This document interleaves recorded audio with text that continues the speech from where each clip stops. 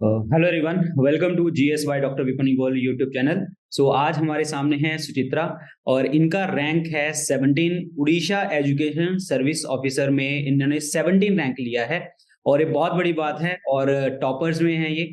तो आज हम जानेंगे इनके बारे में और इन्होंने किस तरीके से एग्जाम की प्रिपरेशन करी और ये एग्जाम कैसा है, किस तरीके की पढ़ाई करनी पड़ती है और क्या एजुकेशन क्वालिफिकेशन चाहिए आप लोगों को और क्या-क्या सब्जेक्ट्स होते हैं, कितनी हार्ड वर्क चाहिए, ये सब हम जानेंगे सुचित्रा से। So welcome Suchitra. Thank you sir. Welcome. Okay Suchitra, पहले तो आप मुझे एक भी चीज़ बताइए कि आपका जो बैकग्राउंड है वो क्या है? मतलब आपने क्या पढ़ाई करी है? मतलब सब चीज़ें इसके बारे में बताइए। जी सर।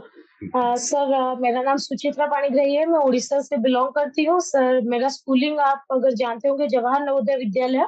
जी। सर मैं जेएन जी सर, मैं जेएनवी स्टूडेंट हूँ। 6th स्टैंडर्ड में जेएनवी एंट्रेंस क्लियर करके मैं जेएनवी में 12th तक की पढ़ाई की हूँ सर। और +2 में मेरा साइंस स्ट्रीम था। उसके बाद सर मैंने मेडिकल की प्रिपरेशन भी की थी 1 साल। 2 साल ऐसे प्रिपरेशन की, पर कुछ कम मार्क्स रह गए तो फिर मेडिकल जो है वो नहीं हो पाई थी। उसके साथ-साथ मैंने bachelor of science zoology honours में सर बीएससी किया। उसके बाद सर मुझे गवर्नमेंट बीएड में मिला। तो मैंने कटक में जो गवर्नमेंट बीएड कॉलेज है वहाँ से बीएड की डिग्री ली। और हुँ। बीएड खत्म होते साथ ही 2015 में सर मुझे गवर्नमेंट स्कूल में टीजीटी सीबीजेड की नौकरी मिल गई, गवर्नमेंट हाई स्कूल्स में। अ, फिर सर उसके बाद मैंने डिस्टेंस में अपने यहाँ पे बरहमपुर यूनिवर्सिटी है, वहाँ पे डिस्टेंस में एमएससी ली, एमएससी इन जूलॉजी। ओके।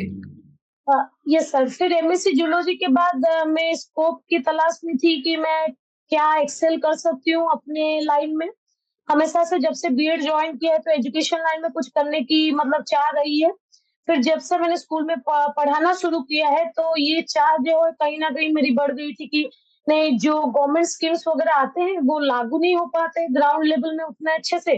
तो मैं अपनी जगह में क्या ऐसा कर सकती हूँ कि मैं उन्हें लागू करवा पाऊँ अच्छे से। तो वहाँ से सर एक उड़ीसा एजुकेशन सर्विस ऑफिसर की उड़ीसा गवर्नमेंट जो है वो जॉब सर निकालती है, जहाँ पे आप ब्लॉक एजुकेशन ऑफिसर ऐसा, या फिर हेडमास्टर ऑफ कोई बड़ा हाई स्कूल में हेडमास्टर ऐसे की पोस्टिंग पहले मिलती है सर। तो ओके। मैंने जब 2021 में नोटिफिकेशन आया तो मैंने तैयारी शुरू कर दी अपनी। ओके। ओके, तो सुचित्रा आप बताइए कि ये जो आपका उड़ीसा एजुकेशन सर्विस ऑफिसर है, ये एग्ज़ाम कौन-सा होता है? मतलब क्या होता है ये एग्ज़ाम? मतलब बेसिकली इसके लिए हमें क्या रिक्वायरमेंट्स चाहिए, क्या एलिजिबिलिटी चाहिए वगैरह-वगैरह जो भी है? जी सर, ये ओपीएससी जो है ओपीएससी के तरफ से उड़ीसा पब्लिक सर्विस कमीशन की तरफ से कंडक्ट की जाती है सर। और इसके लिए हमें 3 तरीके की क्वालिफिकेशन चाहिए होती है सर। एक तो कोई मास्टर डिग्री और बीएड। सर मास्टर डिग्री की एमए बीएड या फिर एमएससी बीएड। दूसरा सर चाहिए होता है एमए इन एजुकेशन। एमए। अगर जी sir, MA in education, arts education sector में एमए इन एजुकेशन। और तीसरा सर एमईडी। अगर आपके पास एमईडी रैंक भी है तो आप इसके लिए जो है वो अप्लाई कर सकते हैं। ओके। तो basically sir master degree with some sort of educational qualification जो है एजुकेशन चाहिए सर स्टडीज में। ओके। और इसमें मतलब कितनी स्टेजेस होती हैं ये एग्ज़ाम में? मतलब जैसे बहुत सारे एग्ज़ाम में प्रीलिम्स होता है, फिर मेंस होता है, फिर इंटरव्यू होता है। जी सर। जी। जी सर, इसमें 2 स्टेजेस हैं सर। रिटेन का एग्ज़ाम देना पड़ता है, फिर आपको इंटरव्यू के लिए बुलाते हैं सर। जी। रिटेन एग्ज़ाम में इसमें पहले जो होते थे, जो कि 2012 में, 2015 में 2 ही बार हुई हैं। हुँ, तो हुँ। फिर 2000 उससे पहले सर 1999 ऐसे कुछ हुए हैं, मुझे नहीं पता, पर 2012 में हुई थी, फिर 2015 में एग्ज़ाम हुई थी, उसके बाद नहीं हुआ, अभी 2022 को हुआ। तो सर तब जो है ये पूरा का पूरा सब्जेक्टिव था रिटन। मतलब जनरल नॉलेज 100 मार्क का, इंग्लिश 100 मार्क का, और सर एजुकेशन 150 मार्क का। तो 350 मार्क्स टोटल रिटन होते थे और सब्जेक्टिव होते थे। इस बार सर रिसेंटली चेंज किया गया, मतलब ये पैटर्न चेंज किया गया। इंग्लिश जो है वो 100 मार्क का सब्जेक्टिव रह गया सर। और अपना जनरल नॉलेज और एजुकेशन 150 मार्क का जो था, वो दोनों सर ऑब्जेक्टिव कर दिए गए। ओके। उसके बाद सर 150 मार्क इंटरव्यू। ये जो एग्जाम है टोटल सर 500 मार्क्स का होता है। 500 मार्क्स का। जी सर। ओके, तो इसमें आपके 150 तो इंटरव्यू मार्क्स हैं, इंग्लिश के हैं जी 100। सर। इंग्लिश के 100 मार्क्स हैं? जी सर। और ये जी हो गए सर। 250, और एक जनरल स्टडीज बोला था आपने, जीके बोला था, और एक आपने जो है आपका एजुकेशन एजुकेशन, बैकग्राउंड। एजुकेशन। तो इनके जी जीके सर। के और एजुकेशन के क्या मार्क्स होते हैं इसमें?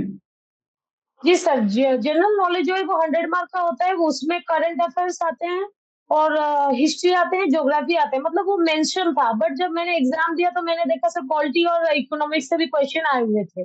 ओके, तो मतलब वो जीके उन्होंने लिख दिया, बट उसमें सब कुछ आता है, मतलब पॉलिटी, हिस्ट्री, जी ज्योग्राफी, साइंस, सब कुछ आता जी है। सर, बट वो पहले सर वैसा नहीं था, पहले जब सब्जेक्टिव था तब सर सिर्फ हिस्ट्री और ज्योग्राफी आते थे, इंडियन हिस्ट्री और ज्योग्राफी और ओके। Current affairs. ओके। अभी जब उन्होंने ऑब्जेक्टिव किया तो मैंने देखा सर उसमें हिस्ट्री, ज्योग्राफी, पॉलिटी, इकोनॉमिक्स और करंट अफेयर बहुत ज्यादा सर आया था उसमें। Okay okay okay. और सर इंग्लिश जो है 100 मार्क का होता है, उसमें सर आपका 50 मार्क्स जो है एसे के लिए आता है, ओके। आपको लिखना पड़ता है 50 मार्क ऐसे, 20 मार्क्स सर आता है प्रीसीज राइटिंग, हम्म। और 20 मार्क्स सर लेटर राइटिंग, और हम्म। 10 मार्क जो है वो प्रीसीज का जो पेसेज होता है उसमें से सर रिलेटेड आता है। ओके, ठीक है। और सर एजुकेशन का बता दूं, 150 मार्क जो है उसमें philosophy, educational philosophy, educational psychology, administration and management. Okay, तो जी इसका सर। मतलब सुचित्रा ये तो ये हुआ कि आपको जो है मास्टर डिग्री के साथ साथ जो है, मतलब मास्टर डिग्री तो मतलब कंपलसरी है ही है, और जी साथ साथ सर। जी आपको सर। ये थोड़ी बहुत अलग अलग फील्ड से भी कुछ ना कुछ आपको अलग से पढ़ना पड़ता है, जैसे आपने एजुकेशन के बारे में बात करी, फिर आपको जीके की सर बात करी। एजुकेशन इम्पोर्टेंट है, जी सर, एजुकेशन भी इम्पोर्टेंट है क्योंकि हम एजुकेशन फील्ड में ही जॉब करने वाले हैं, तो सर एजुकेशन जो है वो इम्पोर्टेंट है sir. Okay okay okay okay. और इसमें प्रीलिम्स का मतलब एक आपका जो है पहला पार्ट हुआ, और देन इंटरव्यू, और क्या जी मार्क्स रहे सर। आपके, मतलब पहली स्टेज में और सेकंड स्टेज में क्या क्या मार्क्स रहे आपके? सर मार्क्स तो वो नहीं निकाले, खाली मेरिट लिस्ट सर पब्लिश किया है, मार्क्स कुछ भी पब्लिश नहीं किया है सर। मार्क्स अभी तक पब्लिश नहीं किए हैं, मतलब ये मार्क्स नहीं आते सर। हैं, आपको कुछ आइडिया है इसका कि मार्क्स पब्लिश करेंगे या नहीं करेंगे? सर पता नहीं, शायद नहीं करेंगे क्योंकि रिजल्ट आके तो 7 दिन हो गए, हम्म। तो तो सर पता नहीं करेंगे कि नहीं। ओके, चलो कोई बात नहीं। और इसमें जैसे आप पोस्ट पे लगे हैं, ये ग्रेड 1 की पोस्ट है आपकी? सर ये क्लास 2 पोस्ट है, 44,900 बेसिक पे। ओके। जी, जो पहले था 9,300, 4,600, 600 का जो ग्रेड पे था, हम्म। तो सर वही अभी 7th पे के हिसाब से 44,900 की सर बेसिक पे है with DA and other. Okay okay. और इस जो ये आपकी जॉब होगी, ये इसका रैंक क्या होगा, आपको रैंक मिलता क्या है, वो रैंक किस नाम से जाना जाता है? सर क्लास 2 ऑफिसर का रैंक मिलता है सर। ओके, नहीं आई मीन पोस्ट का नाम क्या बोलते हैं, बस एजुकेशन ऑफिसर सर बोलते ये सर ओईएस स्कूल ब्रांच क्लास 2 ऐसे लिखा हुआ आता है सर, हैं? ओके। ओईएस SB class 2। ओके, और इस जॉब में आपकी प्रमोशंस वगैरह होती हैं? जी सर, प्रमोशन होके क्लास 1 ऑफिसर फिर बनते हैं सर, जब आप डिस्ट्रिक्ट एजुकेशन ऑफिसर के रैंक में प्रमोट हो जाते हैं तब आप क्लास 1 ऑफिसर कहलाते हैं सर। ओके, तो जैसे अभी आपने एजुकेशन ऑफिसर बताया अपने आपको कि हाँ, मतलब मैंने एजुकेशन ऑफिसर में मतलब अपॉइंट हो गई हूँ, या आगे फिर मैं डिस्ट्रिक्ट में हेड करेंगे, तो इसमें आपका एग्जैक्टली रोल क्या होता है, मतलब स्कूल को देखना होता है या मतलब कोई एजुकेशन पॉलिसीज के सर ऊपर काम करना होता है? जी सर, सर एक्चुअली इसमें स्टेजेस होते हैं, जैसे अभी मुझे सर अभी अपॉइंटमेंट लेटर जब मिलेंगी तो इधर मैं headmaster of A class 2 high school रहूंगी पहले कुछ पीरियड के लिए, जहाँ पे हमारा मतलब ग्राउंड लेवल पे जो बोल सकते हैं काम करना पहले सीखने के लिए, हाँ, ट्रेनिंग। एडमिनिस्ट्रेशन एस्टेब्लिशमेंट, नहीं सर ट्रेनिंग अलग से होती है, financial training, academic training, establishment training, वो पहले अपॉइंटमेंट के बाद 1 महीना 1.5 महीना ट्रेनिंग दी जाती है सर। ओके। उसके बाद आपको इधर बेसिंग ऑफ द मतलब वैकेंसी के हिसाब से आपको हेडमास्टर की पोस्टिंग दी जाती है, कुछ ज्यादा नहीं सर, 1 साल ऐसा कुछ एक हाई स्कूल में, मतलब आपको हेडमास्टर की पोस्ट अगर होती है तो दी जाती है, नहीं तो maximum time block education officer appoint किया जाता है। ओके। उसमें सर हमारे अंडर में जो है कुछ स्कूल्स रहते हैं, एलिमेंट्री स्कूल्स, प्राइमरी स्कूल्स हमारे अंडर में रहते हैं, जिनका हम्म। हमें सुपरवाइज करना पड़ता है, और ये जो पॉलिसीज वगैरह स्कीम वगैरह आते हैं वो अच्छे से लागू हो रही है कि नहीं, फिर क्या प्रॉब्लम्स फेस हो रही है ग्राउंड लेवल पे उसको एड्रेस करना पड़ता है, टीचर्स की अगर स्कैर्सिटी वगैरह है, रेशनलाइजेशन वगैरह वो भी देखनी पड़ती है सर। तो बेसिकली पूरा स्कूल का जो है आपको सुपरवाइज करना पड़ता है, मतलब एडमिनिस्ट्रेशन करनी पड़ती है, पूरे ब्लॉक की सर करनी पड़ती है। फिर आगे आगे आपको एडिशनल डिस्ट्रिक्ट एजुकेशन ऑफिसर मिलता है कुछ सालों के बाद। हम्म। अलग रोल हो, फिर डिस्ट्रिक्ट लेवल में आप काम करते हो, वही फिर आगे जाके सर एजुकेशन लाइन में ही इम्प्रूवमेंट होती है। Okay okay okay okay. So ये तो बहुत मतलब जैसे आपने स्टार्टिंग में बोला था कि आपको एजुकेशन लाइन में जाना है, तो फिर तो बहुत अच्छी स्ट्रीम है आपके लिए कि हाँ आप पॉलिसीज पे भी ध्यान दे पाएंगे, बच्चों की क्या प्रॉब्लम्स हैं उसके ऊपर भी ध्यान दे पाएंगे, ग्राउंड लेवल पे भी आपको बहुत सारी चीजें पता लगेंगी। जी सर, जी सर, और जी सर। बहुत अच्छी बात है, और इसमें आप बहुत कुछ जो है सीख भी पाएंगी, और बहुत सारी चीजें आपको रियलिटी जिसे कहते हैं कि वो भी फेस करोगे आप, और जी बहुत सर, अपना जो भी आप लोग आपने अभी तक जो है मतलब सीखा है, तो आप वो चीजें इम्प्लीमेंट कर पाएंगे वहां पे।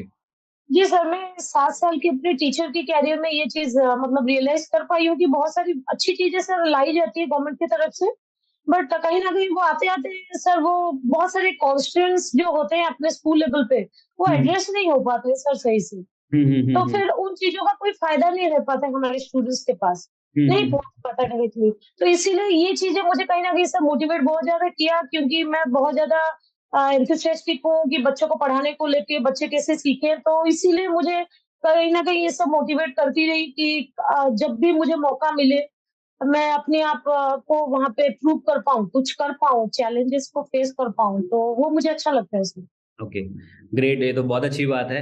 और आप सुचित्रा मुझे एक चीज़ बताइए कि जैसे अभी आपने बताया कि ये एग्ज़ाम 2021 में आया था, और फिर जी इससे सर। पहले आपने बताया कि 2015 में, फिर उसके बाद मतलब बहुत पीछे और आया था ऐसे। तो जी ये सर, जी सर। तो अब जैसे बहुत सारे स्टूडेंट उड़ीसा में ऐसे होंगे जो जी इसी सर। होंगे, जैसे उन्होंने ग्रेजुएशन भी कर रखी होगी, मास्टर डिग्री भी कर रखी होगी, एजुकेशन वाली भी डिग्री कर रखी होगी। लेकिन कई बार होता है ना कि हमारे एग्ज़ाम का एक ऐज होता है। तो इसका ऐज कितना होता है कि मतलब कितने से कितने साल तक आप एग्ज़ाम दे सकते हो ये? सर वही 32 इयर्स प्लस 5, अभी जो 37 ईयर फॉर वीमेन और अदर रिजर्वेशंस ग्रुप के लिए 37 इयर्स तक है सर। ओके, तो मतलब मेन जो जनरल उन्होंने वर्ड यूज़ किया है तो 32 ही बोला है उन्होंने। जी सर, जी सर, जी, जी, जी जी, सर। बहुत अच्छा। और एक चीज़ और बताइए कि आपको इस एग्ज़ाम के बारे में पहले पता था या आपको किसी से पता लगा था? नहीं सर, पता था, मैं जब बैचलर ऑफ एजुकेशन की डिग्री कर रही थी तब मुझे पता चला, क्योंकि तब पहली बार हुआ था, 2013 में पोस्टिंग हुई थी सर। ओके। तो फिर तब मुझे जब पढ़ रही थी पता था, फिर जब मैं आई 2016 में हमारे स्कूल में ही जो लास्ट बैच के ओएस टॉपर थे, उनको अपॉइंटमेंट मिली थी सर एज़ अ हेडमास्टर। तो ओके। उनको देख के मैं बहुत ज़्यादा इंस्पायर हुई थी, उनसे मैं बहुत गाइडेंस ली हूँ सर। फिर हमारे ब्लॉक एजुकेशन ऑफिसर्स जो जो आए, उसके हुँ। बाद वो भी हमारे जैसे मतलब हाई स्कूल टीचर थे, उन्होंने भी एग्ज़ाम देके क्लियर किया था। तो उनसे मुझे कांस्टेंट गाइडेंस मिलती रही कि जब भी कभी आएगा तुम ज़रूर उस पे ट्राई करना बोल के सर। Okay, okay, okay. और सुचित्रा आपके पेरेंट्स क्या करते हैं? वो भी मतलब टीचिंग लाइन में हैं या मतलब कुछ नहीं और? सर, नहीं सर, मेरे पापा पुलिस में थे, वो होम जेल डिपार्टमेंट जो है वहाँ पे जेलर रह चुके हैं सर, रिटायर्ड हो चुके हैं वो। ओके, मम्मी जो है वो सर हाउसवाइफ है। ओके। तो मतलब आप मतलब मम्मी हाउसवाइफ़ और पापा जेलर, और जो जो उनकी बेटी है वो बनेगी एजुकेशनल ऑफिसर। जी सर, जी सर। नहीं, पापा जो है वो बहुत ज़्यादा सर मतलब मुझे बहुत ज़्यादा मोटिवेट करते हैं हमेशा। उनकी सपोर्ट बहुत ज़्यादा रहती है, मेरी पढ़ाई ली जाए, फिर ये सर मेरा खेल-कूद एक्चुअली सर मैं क्रिकेट वगैरह भी खेलती हूँ बहुत ज़्यादा, मैं अपनी डिस्ट्रिक्ट में प्लेयर रह चुकी हूँ, तो मुझे स्पोर्ट्स भी पसंद है, म्यूज़िक भी पसंद है। तो उन्होंने किसी चीज़ की कभी मना ही नहीं की है सर, हमेशा सपोर्ट किया है बहुत ज़्यादा। हुँ, तो हुँ, हुँ। उनको पता है वो गवर्नमेंट में काम कर चुके हैं, तो उनकी वो भी एक थी, जैसे इंडियन पेरेंट्स होते हैं कि गवर्नमेंट जॉब कोई अच्छे से कर लो, तो फिर उसी के लिए सर। ओके। और सुचित्रा एक चीज़ बताइए, जैसे अभी आपने कहा कि 2021 में ये एग्ज़ाम आया था और फिर आपका ये एग्ज़ाम 2022 में क्लियर हो गया। जी 2022 सर। में ही मतलब एग्ज़ाम हुआ और 23 में क्लियर हुआ ना आपका, ये हुआ ना? जी सर, 22 नवंबर में रिटेन एग्ज़ाम हुआ सर, और 2023 अप्रैल महीना में रिज़ल्ट पता चला अभी। फिर मेरा इंटरव्यू जो था वो मई 3 को था, 3rd ऑफ मई को था अभी। ओके, 15 को रिज़ल्ट आ गया। जी ओके। सर। वो और जो टाइम था तब सब मैं प्रिपरेशन 2021 से शायद मुझे पता चला था वो सर की वज़ह से कि जुलाई-सितंबर में कि ये आने वाले हैं अगले हुँ, एग्ज़ाम्स, तो तब से सर मैंने तैयारी शुरू कर दी। और सर मैं थोड़ा बोलना चाहूँगी कि मैं साइंस बैकग्राउंड को बिलोंग करती हूँ, तो मेरा हिस्ट्री, ज्योग्राफी वगैरह बिल्कुल भी सही नहीं था। तो मुझे वो पसंद भी नहीं थे सर। तो फिर ये मुझे पता चला कि जीके वगैरह बहुत इम्पोर्टेंट रह जाएगी इसके लिए, तो फिर तब से जो है मैंने यूट्यूब की क्लासेस लेने शुरू किए सर। आपकी क्लासेस सर ने मुझे बहुत ज़्यादा हेल्प की है, मैं बहुत फॉलो करती थी सर। ओके। मतलब आपके हिस्ट्री और ज्योग्राफी क्लासेस मुझे बहुत ज़्यादा पसंद थे। आपके जो मैराथन क्लासेस आते थे सर, मैं वो सबको फॉलो करती थी सर। ओके। मतलब मॉडर्न हिस्ट्री इसमें ज़्यादा इम्पोर्टेंट था।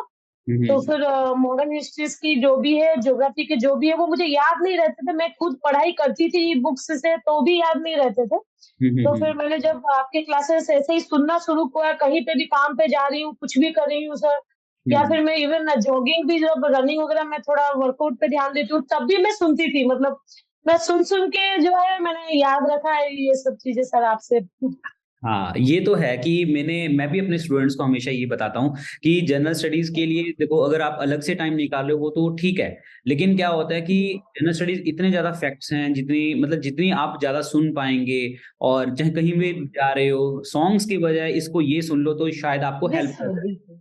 शायद आपको जी हेल्प सर। कर जाए, और कहीं ना कहीं सबकॉन्शियस माइंड में वो चीजें फिक्स हो जाती हैं, और एग्जाम टाइम में जब जी वो सर। ऑप्शन देखते हो तो वो सामने चीजें आ जाती हैं कि नहीं, मुझे पढ़ा हुआ है ये चीजें।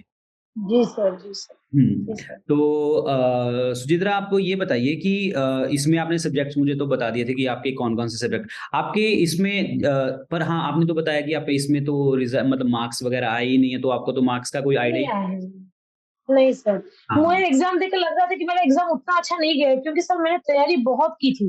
हुँ, हुँ, मतलब हुँ। बहुत ज़्यादा तैयारी की थी। मैं काम पे जाती हूँ सर, मेरा स्कूल जो है वो डिस्ट्रिक्ट हेडक्वार्टर स्कूल है, तो उसमें बहुत काम सर होते थे। हुँ, हुँ। तो फिर मुझे फ्री तो नहीं मिलता था, पर मैंने बहुत तैयारी की थी। जितना टाइम मैं यूटिलाइज़ कर पाऊँ दिन में, मैं उतना की हूँ सर। और फिर भी मैं जब एग्ज़ाम देके आई, तो मुझे नहीं लग रहा था कि मेरा उतना अच्छा गया है। पर हुँ, जब रिज़ल्ट्स आए तो अलग था, इंटरव्यू के लिए आया तो अच्छा लगा। इंटरव्यू मेरा बहुत अच्छा गया था सर। ओके। और पर रिटेन का मुझे कोई अंदाज़ा नहीं था कि मेरा कैसा हुआ है, तो मैं डाउट में थी। तो हुँ, फिर हुँ। जब मैंने कैंडिडेट से बातचीत की इंटरव्यू के दौरान, तो मुझे पता चला कि सबका वैसा ही कुछ हुआ है। ओके। तो फिर तब लगा कि शायद हो सकता है। ओके। ओके, एक चीज़ बताइए सुचित्रा कि जो जैसे आपने बोला कि इसमें आपका फर्स्ट पेपर था, देन उसके बाद इंटरव्यू था। तो इन दोनों के मार्क्स जुड़ के फिर रिज़ल्ट बनता है, या मतलब किसी एक स्टेज को ही मेन बोला जाता है? नहीं, नहीं सर, दोनों का मार्क्स जो है वो जुड़ के ही सर होता है, लास्ट में फाइनल मेरिट निकलता फाइनल है। मेरिट मिलती है। ओके, तो जी एक सर। चीज़ और बताइए कि जैसे आपने बताया कि आपके जैसे इंग्लिश का सब्जेक्ट है, एजुकेशन का सब्जेक्ट है, जीके इंग्लिश है, तो ये टोटल पेपर एक सिंगल पेपर में होता है या स्टेजेस होते हैं? मतलब फर्स्ट पेपर, सेकंड पेपर इस तरीके से होता है? नहीं सर, पहले इंग्लिश का एग्ज़ाम हुआ था। हुँ, हुँ। 2 घंटे का इंग्लिश का एग्ज़ाम पहला दिन हुआ था। दूसरे दिन जो दोनों ऑब्जेक्टिव पेपर्स थे, जीके हुआ था फर्स्ट हाफ में हुँ, 2 हुँ। घंटे का, फिर अगेन 2 घंटे का एजुकेशन पेपर सेकंड हाफ में हुआ था सर। तो 2 ओके, दिन में एग्ज़ाम हुए थे, 3 अलग-अलग शिफ्ट में। ओके, मतलब 2 दिन में एग्ज़ाम और 3 अलग-अलग शिफ्ट हुई थी। जी सर, और जी सर। और ये एग्ज़ाम में मतलब कितने बच्चों ने कुछ नंबर आपको आइडिया है कि कितने बच्चों ने यहाँ पे एप्लीकेशंस भरी थी? जी सर, एग्ज़ाम के लिए एलिजिबल शायद हुए थे 12,000 ऐसा कुछ हुए थे सर। ओके, और जॉब्स कितनी थी, मतलब इन्होंने पोस्ट कितनी निकाली थी? 160 पोस्ट थे सर, और 12,000 बच्चे ऐसा कुछ एग्ज़ाम अपीयर किए थे। 320 बच्चों को इंटरव्यू के लिए बुलाया गया था सर। 320 को बुलाया गया था। ओके, मतलब जी सर। डबल बच्चों को बुला लिया गया था, और उसमें आपको 160 बच्चे उन्होंने रखने थे, और आपका रैंक 17 आया है उसमें। जी सर, मेरा अनरिज़र्व्ड था, तो इसलिए मैं और भी ज़्यादा थोड़ा स्ट्रेस में थी, पता नहीं क्या होगा, क्योंकि शायद 80 पोस्ट थे सर अनरिज़र्व्ड के लिए। हुँ, हुँ, हुँ, हुँ, हुँ। तो जी सर। एक चीज़ बताइए सुचित्रा कि जो आपने जैसे पढ़ाई करी है, जैसे इंग्लिश पढ़ा है आपने, जीके पढ़ा है आपने, और फिर आपने एजुकेशन के डिपार्टमेंट जो आपने एक अलग से पेपर है आपका एजुकेशन का, तो ये जी पढ़ाई सर। आपने कैसे करी? मतलब किस तरीके से आपने करी? सर पहली बार मैंने सिलेबस को समझा सर कि क्या इसकी डिमांड्स हैं। हुँ, हुँ। सिलेबस को समझ के सर, जनरल नॉलेज की तो कुछ भी वैसा नहीं है, तो जैसे मैंने बोला पूरी की पूरी तैयारी सर मैंने यूट्यूब से की है, जनरल नॉलेज और करंट अफेयर्स की। ठीक है। सर करंट अफेयर्स रोज मैं सुनती थी, डेली करंट अफेयर्स और मंथली करंट अफेयर्स के नोट बनाती थी। जो मंथ से सर मैंने 1 साल की नोट बनाई थी, बट कुछ 1.5 साल के आसपास आ गए थे करंट अफेयर्स। ओके। तो मैं पढ़ाई की थी, पर सर आया था, काफ़ी क्वेश्चन्स आया था उसमें से, हिस्ट्री, ज्योग्राफी भी रिलेवेंट था। पॉलिटी, इकोनॉमी सर कोर्स में नहीं थी, फिर भी क्वेश्चन आए थे, तो वहाँ पे जो है मैं मुझे लगता है पॉलिटी तो मेरा फिर भी सर हो गया। क्योंकि मैं जब जनरल नॉलेज की क्लासेस ले रही थी, तो पॉलिटी भी कुछ ध्यान में रह गया था वो सब हुँ, चीज़ें। हुँ, और हुँ। इकोनॉमिक्स का थोड़ा मैंने शायद ध्यान नहीं दिया था। तो ओके। वहाँ पे मेरी थोड़ी जो है चूक हो गई थी, 4-5 क्वेश्चन्स आ गए थे जो कि मैंने अपीयर नहीं किए थे। हुँ, हुँ। ओके। जी सर। और इंग्लिश की सर जो ऐसे आती है, मैंने करंट टॉपिक्स मैगज़ीन्स वगैरह में, प्रतियोगिता दर्पण वगैरह मैगज़ीन्स में जो करंट टॉपिक्स आते हैं, उसको पढ़ के मैंने प्रैक्टिस बहुत की थी सर। मैं ओके। ऐसे लिखती थी, हर हर 1 दिन, 2 दिन में 1-1 ऐसे तो मैं लिखती थी, मतलब जैसे कि इंग्लिश प्रैक्टिस, वोकैब्युलरी वगैरह स्ट्रॉन्ग करने के लिए। लेटर एप्लीकेशन वगैरह हमारा एजुकेशन रिलेटेड बहुत लोगों ने बोला था आएगा, तो मैं डिपार्टमेंट के जो लेटर्स आते थे, उनको अच्छे से पढ़ती थी ध्यान में कि कैसे वो पैटर्न में लिखा जा रहा है। हुँ, पर हुँ। क्वेश्चन अलग आया था सर, क्वेश्चन कोविड रिलेटेड आया था एप्लीकेशन। हुँ, हुँ, हुँ, हुँ। क्योंकि जो कि सर मैंने ऐसे ही इतने सारे एप्लीकेशन प्रैक्टिस की थी, तो मुझे उसमें कोई दिक्कत नहीं हुई। ओके। जी सर। और प्रीसिज़ राइटिंग भी सर, मैंने मैंने कुछ भी सर नहीं छोड़ा था। मैंने एक्चुअली हर चीज़ को ध्यान में रखा था। तो मैंने प्रीसिज़ भी प्रैक्टिस की हुई थी। मतलब नेट से ही वो प पैसेज वगैरह पढ़ के उसको प्रैक्टिस करना, वो मैं की थी सर।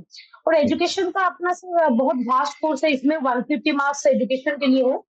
और वो बीएड के कोर्स, फिर मैंने जब ऑब्जेक्टिव चेंज हो गया, तो मैं सोची एजुकेशन का सर सब्जेक्टिव मैंने प्रिपेयर कर रही थी, क्योंकि पहले का वही पैटर्न था, बीच में चेंज कर दिए। हुँ, हुँ, तो हुँ। फिर एजुकेशन के लिए सर मैंने फिलोसॉफी, साइकोलॉजी, एडमिनिस्ट्रेशन के जहाँ से नोट्स मिल सकते हैं पढ़ाई की, और प्रैक्टिस के लिए यूजीसी नेट के जो एजुकेशन के बुक्स आते हैं, वहाँ हुँ। से ऑब्जेक्टिव जो है मैंने प्रैक्टिस की थी। Okay, okay. जी सर। तो ऐसे पूरी मैंने सब तैयारी पूरी की थी। पता मतलब हाँ, अच्छा हो गया, भगवान की कृपा है, पर तैयारी पूरी की थी सर। ओके। तो आपको जैसे एग्ज़ाम निकला था, तो आपने तुरंत एग्ज़ाम की प्रिपरेशन स्टार्ट कर दी थी इसकी, जैसे 2021 में निकला और 2022 में जी सर। सर उससे पहले सर मैंने 2 महीना पहले ही स्टार्ट की थी सर। मुझे जब से पता चला कि ये एग्ज़ाम अभी वैकेंसी निकलने वाली है, ओके, जैसे ही पता चला, तो मैंने तब से सर तैयारी मतलब शुरू कर दी हूँ सर। ओके। तो मतलब आपने पूरा अच्छे से समय लिया है, 1 डेढ़ साल जो भी समय लिया है आपने अच्छे से प्रिपरेशन करने के जी लिए। सर, अराउंड 1 ईयर 2-3 मंथ्स हुँ, पूरा। हुँ। ओके। तो आप इससे पहले जैसे आप जॉब करते थे, टीचर थे आप, ठीक है? तो आप जी। साथ-साथ में किसी और चीज़ की भी प्रिपरेशन कर रहे थे या सिर्फ़ मतलब टीचिंग ही कर रहे थे? नहीं सर, मैं टीचिंग ही कर रही थी, और टीचिंग रिलेटेड जैसे पीजीटी वगैरह निकलते हैं, मेरा हुँ, पीजी है, तो उसके लिए कभी-कभी सर जब निकलता था तब तैयारी करती थी। और सर पोस्ट मतलब उतने नहीं निकलते थे, उतने ज़्यादा नहीं निकलते थे। हुँ, हुँ, हुँ। 1-2 मैंने सर एग्ज़ाम दिए हैं पीजीटी के लिए। हुँ, हुँ। पर सर जो कि जो 4-5 पोस्ट या फिर 9-10 इसके बीच में पोस्ट निकलते थे, तो सर उतना खास मैंने तैयारी भी उतना खास सर पहले नहीं कर पाती थी मैं। ओके, सर टारगेट हमेशा से यही था। ओके। टारगेट मतलब आपने आपने दिमाग में पूरा फिक्स करके रखा था कि मतलब एजुकेशन ऑफ़िसर ही बनना है। जी, जब भी आएगा तब मुझे बिल्कुल तैयारी करनी है। Okay, okay, okay. Great, great, great. और ठीक है और सुचित्रा हमें आपसे बहुत सारी चीज़ों का आइडिया लगा, एग्ज़ाम के बारे में बहुत सारी चीज़ों का आइडिया लगा और मुझे लगता है कि ये आपकी जो बातें हैं, बहुत सारे जो उड़ीसा के एस्पिरेंट्स हैं, जो उड़ीसा के स्टूडेंट्स हैं, उनको बहुत हेल्प करी होगी और उनको पता जी लगा सर। होगा कि किस तरीके से एग्ज़ाम होता है। बेसिक क्वालिफ़िकेशन जैसे आपने कहा कि मास्टर डिग्री चाहिए और एजुकेशन की डिग्री चाहिए और मुझे जी सर। मुझे पर्सनली ऐसे लगता है कि काफ़ी बच्चों को ये शायद आइडिया भी नहीं होगा कि इस तरीके का कोई एग्ज़ाम भी होता है। हुँ। जी सर, क्योंकि वो रेगुलरली नहीं निकालते हैं, तो हाँ, फिर सर इसमें डिपार्टमेंटल मतलब प्रमोशन भी होता है ना, ओईएस का सर, जैसे आप लास्ट स्टेज में हाई स्कूल टीचर बहुत साल करने के बाद फिर प्रोमोटेड ओईएस भी सर होते हैं। हुँ, हुँ, हुँ, हुँ, हुँ। तो इसका जो जितना वैकेंसी होता है सर, उसका व 2/3 जो है वो प्रोमोटेड ओईएस से फिल अप की जाती है। ओके, उनको हेडमास्टर की पोस्ट मिलती है, और 1/3 वैकेंसी ही सर ये फ्रेश रिक्रूटमेंट करते हैं। Okay, okay, okay, okay. तो सर इसीलिए इस शायद ये थोड़े साल में निकलती है, मतलब रेगुलरली जो है वो नहीं निकलती है। और सर फायदा क्या है कि जैसे मैं आगे जाके मे बी 50 इयर्स में जाके मे बी ओईएस प्रमोटेड होती, तो ओके, अभी जो है मतलब 28-29 में ही मतलब ओईएस से शुरुआत हो रही है करियर की, तो ये एक चीज़ एडवांटेज, बहुत अच्छा एडवांटेज है सर। ओके ओके ग्रेट, ये तो बहुत अच्छी बात है। और बहुत सारे उड़ीसा के जो एस्पिरेंट्स है, स्टूडेंट्स हैं, उनको पता लगेगा इस चीज़ के बारे में, और प्रिपरेशन कैसे करनी है वो सब चीज़ों के बारे में पता लगेगा। और जी ओके, सर। इधर आप जाते-जाते आप जो है उड़ीसा के स्टूडेंट्स के लिए क्या बोलना चाहोगे? तो आप बता सकते हैं। जी सर, आजकल बोलते हैं कि गवर्नमेंट जॉब्स वगैरह जो है बहुत कम है या फिर बहुत कॉम्पिटिशन वगैरह हो गया है। पर मेरे हिसाब से सर आप हमारे पास स्कोप बहुत सारे हैं, हमें बस जानना ज़रूरी है उसके लिए मतलब क्या चाहिए, कैसी क्वालिफ़िकेशन चाहिए। और सर जब तैयारी शुरू करते हैं तो जी-जान से तैयारी करनी चाहिए। कोई भी आप ऐसा अपने खुद को सैटिस्फाई करना पड़ता है सर। मतलब दूसरे के हिसाब से हमें नहीं प्रिपरेशन करनी है, आप इतनी प्रिपरेशन कर लीजिए कि आप खुद सैटिस्फाई हो जाएँ। जी। तो मुझे लगता है सर उतना कहीं न कहीं काफ़ी है। अगर ना भी होता है मतलब ना भी निकलते तो आप इतने डेवलप हो चुके होते हो इस प्रोसेस में। जैसे सर मैं देख रही हूँ कि मैं 1.5 साल पहले क्या थी, अभी मेरे पास जो है थोड़ी अच्छी नॉलेज है। एज़ अ पर्सन थोड़ी बेहतर हो जाते हैं हम इस दौरान सर। हुँ, तो हुँ। ये हम हमेशा खुद को डेवलप करने की कोशिश करनी चाहिए, बाकी रिज़ल्ट खुद ब खुद मिल जाती है सर। हुँ, हुँ, हुँ, हुँ, हुँ। तो बहुत कुछ सीखा, उड़ीसा के एस्पिरेंट्स ने बहुत कुछ सीखा होगा आपसे, और बहुत सारी चीज़ें मुझे भी इस एग्ज़ाम के बारे में बिल्कुल भी आइडिया नहीं था, मैं आपको सही बताऊँ। जी तभी सर। मैंने मतलब मेरी आपने देखा होगा कि मैं किस-किस तरीके के आपसे क्वेश्चन्स पूछ रहा हूँ, मतलब मुझे बिल्कुल भी आइडिया नहीं जी था। सर। और जी ये सर। उड़ीसा के स्टूडेंट्स के लिए बहुत हेल्प करेगा ये जो हमारा इंटरव्यू है, और उनको पता लगेगा कि एक्चुअल में प्रिपरेशन कैसे करनी होती है इस एग्ज़ाम के लिए। जी सर। और जी सर। तो Suchitra, thank you so much. और सर थैंक यू सर आपको आपको बहुत सर मैं इस प्लेटफ़ॉर्म से आपको बहुत ज़्यादा थैंक यू। मैं तो कभी नहीं सोच सकती थी आपसे मैं ऐसे बात कर पाऊँगी। मेरे को तो ड्रीम जैसा लग रहा है सर, मैं आपका जीएस लेशन बहुत फ़ॉलो की हूँ सर। इवन जब भी कभी टाइम मिला है मैं ऐसे ही मतलब सुनती रहती थी, बस आपकी वो देखती थी आप जैसे पढ़ाते थे। बहुत सारे सर आपकी एक 40 मिनट का अगर मैं वीडियो जीएस का उठा लेती थी तो उसमें मेरे 4-5 कॉन्सेप्ट रिपीट हो जाते थे। आप बहुत ज़्यादा सर उसको मतलब डिसेमिनेट करके पढ़ाते हैं, तो फिर वो याद रह ही जाता है सर। जी, तो जी। वो चीज़ के लिए बहुत थैंक यू सर। और आपकी वो स्टडी है कि में और एक सर हैं जो करंट अफेयर के मैराथन सेशंस लेते हैं सर, डॉक्टर गौरव गर्ग हाँ, सर। हाँ। उनके सर मैं एग्ज़ाम से पहले रिवीजन के लिए सर 2-3 दिन जो है उनकी वीडियोज़ में मैंने सर देखी थी करंट अफेयर्स के लिए। ओके, तो सर आप लोग फ्री में कितना कुछ अवेलेबल करवाते हैं, मतलब हम बोल भी नहीं सकते sir. I am so much grateful sir. Okay. Thank you so much Suchitra आपके इन वर्ड्स के लिए। और हम इसी तरीके से यूट्यूब पे भी पढ़ाते रहेंगे, और बहुत सारे बच्चों का सिलेक्शंस लाते रहेंगे। And thank you so much. And thank you जय sir, Jagannath. Thank you sir, जय थैंक यू सर। जगन्नाथ। जय जगन्नाथ।